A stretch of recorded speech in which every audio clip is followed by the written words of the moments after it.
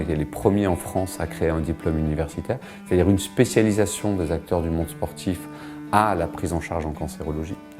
Nous avons aussi été les premiers à créer un parcours en 3 étapes qui était l'intégration de ces pratiques à l'intérieur des hôpitaux. C'est ce qu'on a appelé les pôles sport et cancer, qui aujourd'hui sont des structures de programmes de thérapie sportive intégrés au service de cancérologie, intégrés au service d'hématologie et intégrés au service de pédiatrie.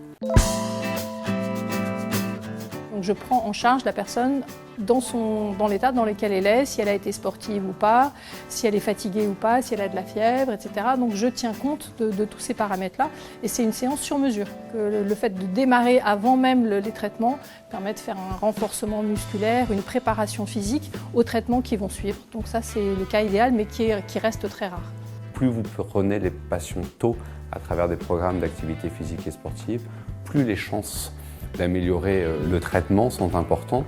Et si vous maintenez les capacités physiques des patients au niveau métabolique et physiologique, vous diminuez par exemple de 30% le taux de complications qui est lié au traitement. Le sport est essentiel. Si, par exemple, les semaines où je ne peux pas venir, je sens véritablement physiquement et que je n'ai beaucoup moins d'énergie. Ça vous remet en situation, ça vous remet en place pour faire ce que vous avez à faire.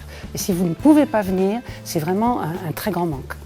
Et c'est un parcours qu'on a construit aussi pour assurer la continuité du patient quand il sortait de l'hôpital, d'où la mise en place de programmes ambulatoires. Ce que l'on recherche, c'est de se faire une réappropriation corporelle par essentiellement le renforcement musculaire, la souplesse, la conscience corporelle. On s'est rendu compte que ça avait un impact social assez fort.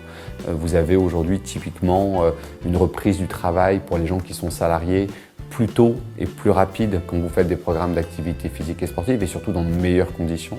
C'est un modèle innovant parce que ça participe d'abord à la création d'une médecine qui est une médecine intégrative dans laquelle il y a beaucoup plus de collaboration entre les médecins, les soignants et puis les intervenants un peu extérieurs comme nous. Clairement, aujourd'hui, on arrive à un moment donné où le sport est en train de prendre une place dans le champ de la santé. Il y a une loi qui a été votée, qui est la loi sport sur ordonnance.